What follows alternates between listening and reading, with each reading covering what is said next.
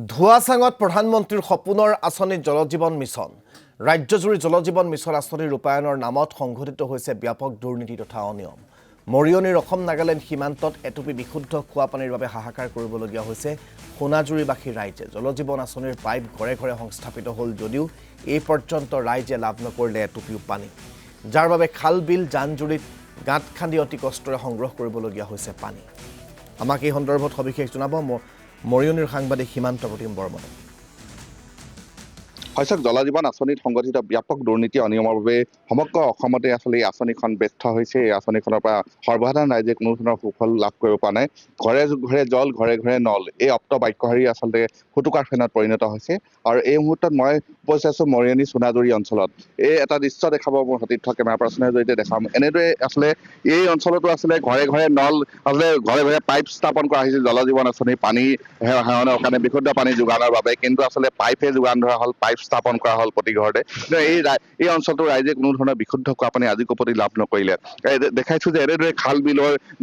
নদী এনেদৰে তেওঁলোকে অতি কষ্টৰে সংগ্ৰহ কৰি তেওঁলোকে জীৱন নিৰ্বাহ কৰি আহিছে মোৰ সতীৰ্থ কেমেৰা পাৰ্চনে দেখাই আছে এনেদৰে আছিলে এইসকল মহিলাসকলে এনেদৰে আছিলে বিশুদ্ধ এটুপি বিশুদ্ধ খোৱা পানীৰ বাবে হাহাকাৰ কৰিবলগীয়া অৱস্থাৰ সৃষ্টি হৈছে যদিও চৰকাৰীভাৱে কোটি কোটি টকাৰ আবণ্টন দিয়া হৈছে জলজীৱন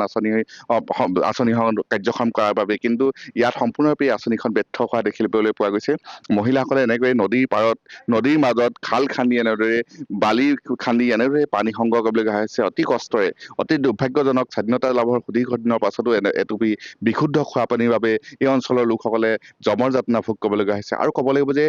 অপৰিশোধিত পানী খোৱাৰ বাবে এই অঞ্চলটোৰ বিভিন্ন লোকসকল বিভিন্ন চৰ্ম ৰোগত আক্ৰান্ত হোৱাৰো অভিযোগ উত্থাপিত হৈ আহিছে মই স্থানীয় কিছু মহিলা আছে বাইদেউ আপুনি অকণ কাষলৈ ওচৰলৈ আহিলে ভাল হ'ব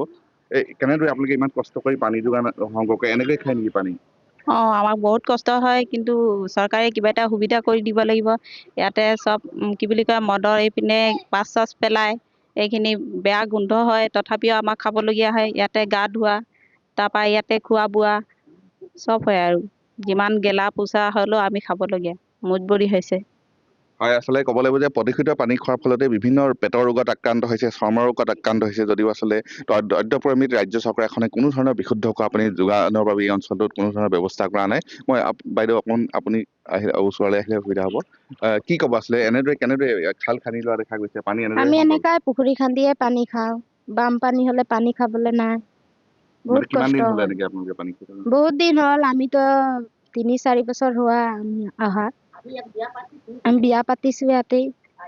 আহি পেলাই ইয়াত পাইপ দিছে পানী অহা নাই কিমান বছৰ হ'ল ইয়াত মই ইমানটো নেজানো মই আহি পেলাই পাইপ দিয়া পাইছো পানী নাই পানী পাইপ দিয়া হৈছে কিন্তু পানী পোৱা নাই পানী নাই পোৱা চৰকাৰ কি আহ্বান জনাব চৰকাৰে দিব লাগিব আমাক কিবা এটা সহায় কৰি পেলাই আমাৰতো এনেকাই বানপানী হ'লেও পানী খাব নাই চুলাই পাছকেইটা পেলাই সেই পানীটোকে আমি খাওঁ পুখুৰী নাই বানপানী হ'লে ক'ৰ পৰা পানী খাওঁ আমাৰ পানীয়ে নাই হয় দেখিবলৈ পোৱা গৈছে আছিলে মৰিয়নি সমষ্টিত আছিলে এনেদৰে সীমান্ত আপোনাক এই মুহূৰ্তত আমি ধন্যবাদ জ্ঞাপন কৰিছোঁ